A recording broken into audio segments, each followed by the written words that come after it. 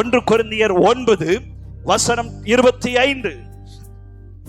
பந்தயத்திற்கு போரடிக்கிற யாவரும் எல்லாவற்றிலும் இச்சையடக்கமாய் இருப்பார்கள். அவர்கள் அழிவுள்ள கிரீடத்தை பெறும்படிக்கு அப்படி செய்கிறார்கள்.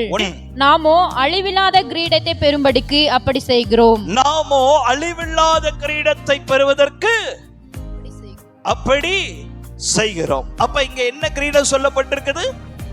அழியாத கிரீடம். ஒரு கிரீடம் இருக்குது, அந்த கிரீடத்துக்கு பேர் என்னன்னா அழியாத கிரீடம். இந்த கிரீடம் யாருக்கு கொடுக்கப்படுது அப்படின்னு சொல்லி பார்த்தா வேதம் சொல்கிறது ஒழுக்கம், பரிசுத்தம், நல்நடத்தை, இச்சையடக்கம் யாருக்குன்னா இருக்குதோ பரலோகம் உங்களுக்கு ஒரு ரிவார்டு வச்சிருக்கு. நமக்குள்ள ஒரு டிசிப்ளின் ரொம்ப அவசியம். அல்லேலூயா, அல்லேலூயா. காலையில எழுந்து ஆண்டவரை தேடணும், அதிகாலையில எழும்பணும். Discipline, discipline. இந்த ஸ்போர்ட்ஸ் மேன்னா பாருங்க, அவங்களுக்கு ஒரு கோச் இருப்பாங்க. ஒரு கோச் அவனை பிராக்டிஸ் பண்றதுக்கு, அவனை ட்ரெயின் அப் பண்றதுக்கு, அவர் சொன்ன டைமிங்க்கு அவங்க என்ன பண்ணணும்?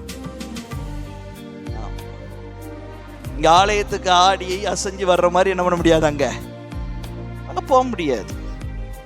டைமுக்குள்ள இல்லைன்னா அவர் கிளம்பி போயிடுவாரு. அவங்களுக்குள்ள அவ்வளவு டிசிப்ளின். இந்த டிசிப்ளின்னா அவனுக்கு ஒரு ரிவார்டை வாங்கி தருது. இந்த டிசிப்ளினை கர்த்தர் பார்க்கிறார். ஆமென். ஒரு ஒழுக்கம், ஒரு இச்சையடக்கம், ஒரு பரிசுத்தம், இதை கர்த்தர் கவனித்து அழியாத கிரீடத்தை என்ன பண்ணுவாராம்? தருவாதா? ஆமா. நீங்க சர்ச்சுக்கு எப்படின்னா வர்றீங்கிறதான பார்த்துதான் அங்க என்ன இருக்குது? அங்க என்ன இருக்குது? கிரீடம் இருக்குது. நம்மளன்னா பார்த்தா முள் செடியை தான் தூக்கி திரும்ப இயேசுநாதருக்கு வச்ச மாதிரி நச்சுன்னு வைப்பாரு. அவ்வளவு டிசிப்ளின் நமக்கு எல்லாத்துலயும். ஒரு ஒழுக்கம், இதை கர்த்தர் பார்க்கிறார். நம்ம நினைக்கிறோம் இங்க இல்ல, அங்க ரிவார்டு இருக்கு, பரலோகத்துல ரிவார்டு இருக்கு.